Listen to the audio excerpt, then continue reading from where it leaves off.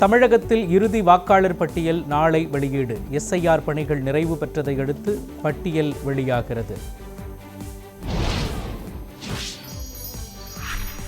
உத்தரப்பிரதேசத்தில் இந்தியாவின் முதல் அதிவேக நமோ பாரத் ரயில் சேவை பிரதமர் மோடி தொடங்கி வைத்தார்.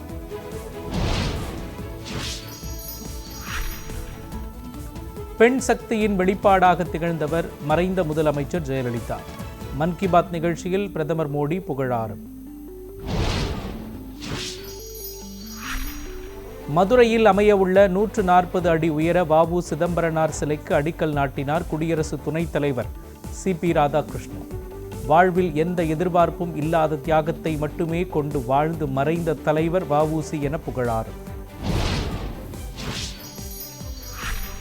தொகுதி பங்கீடு குறித்து பேச்சுவார்த்தை நடத்த கூட்டணி கட்சிகளுக்கு திமுக அழைப்பு. நாளை மதிமுக, மனிதநேய மக்கள் கட்சியுடனும் 26ஆம் தேதி மார்க்சிஸ்ட் கம்யூனிஸ்ட் கட்சியினுடனும் பேச்சுவார்த்தை என தகவல்.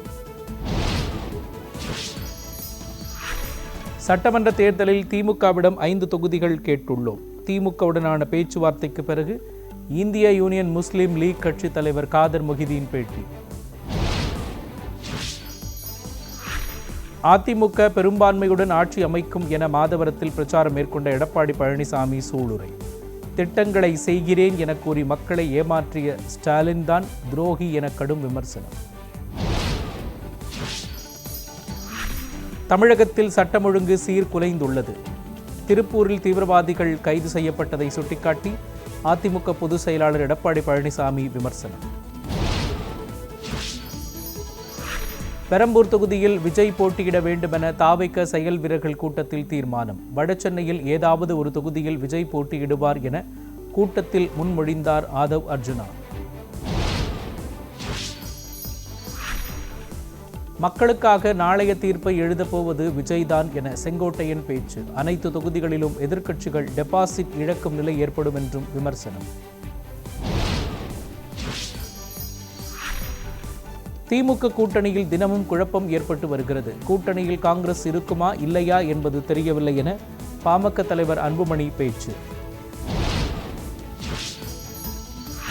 சென்னை எழும்பூரில் கைவினை கலைஞர்கள் சார்பில் கவன ஈர்ப்பு ஆர்ப்பாட்டம். கோரிக்கைகளை நிறைவேற்ற வலியுறுத்தி முழக்கம். நிலவில் ஆக்சிஜன் மற்றும் தண்ணீரை உற்பத்தி செய்வதற்கான முயற்சியில் ஈடுபட்டுள்ள இஸ்ரோ விஞ்ஞானிகள். ஆதித்யா L1 திட்ட இயக்குனர் நெஹர்ஜாஜி தகவல். சென்னை புறநகர் மின்சார ரயில்கள் சேவையில் மாற்றம் எதிரொலி. பயணிகள் வசதிக்காக கூடுதலாக 60 பேருந்துகள் இயக்கப்படும் என சென்னை மாநகர போக்குவரத்து கழகம் அறிவிப்பு. சென்னை மாம்பலத்தில் இன்று முதல் 8 எக்ஸ்பிரஸ் ரயில்கள் நின்று செல்லும். தெற்கு ரயில்வே அறிவிப்பு. விறுவிறுப்பாக நடைபெற்ற தமிழ் திரைப்பட தயாரிப்பாளர் சங்க தேர்தல். தலைவர், செயலாளர், பொருளாளர் உள்ளிட்ட 26 பதவிகளுக்கு நடைபெற்றது. எந்த அணி வெல்கிறதோ அந்த அணி தயாரிப்பாளர்களுக்கான பிரச்சனைகளை சரி செய்ய வேண்டும். வாக்கு செலுத்திய பிறகு நடிகர் ரஜினிகாந்த் பேட்டி.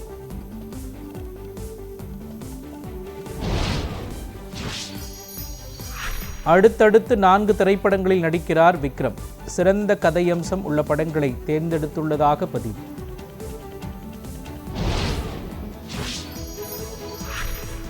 கேரளாவில் மீண்டும் கனமழைக்கு வாய்ப்பு. பத்தனம்திட்டா, இடுக்கி, கோட்டயம் ஆகிய மாவட்டங்களில் மஞ்சள் அலர்ட்.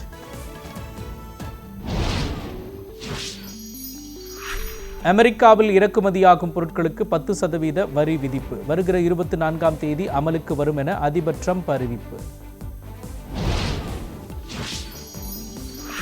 ரஷ்யா மீது அதிரடி தாக்குதல் நடத்திய உக்ரைன். ரஷ்யாவில் உள்ள ஏவுகணை தயாரிப்பு தொழிற்சாலையை தாக்கி அழித்ததாக தகவல். பிரேசில் கால்பந்து அணியின் நட்சத்திர வீரர் நெய்மர் ஓய்வு பெற முடிவு.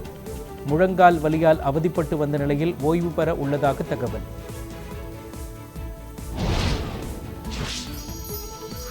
இலங்கைக்கு எதிரான T20 உலகக்கோப்பை போட்டியில் இங்கிலாந்து அணி 51 ரன்கள் வித்தியாசத்தில் அபார வெற்றி. 174 ரன்களை எட்ட முடியாமல் 95 ரன்களுக்கு இலங்கை ஆல் அவுட்.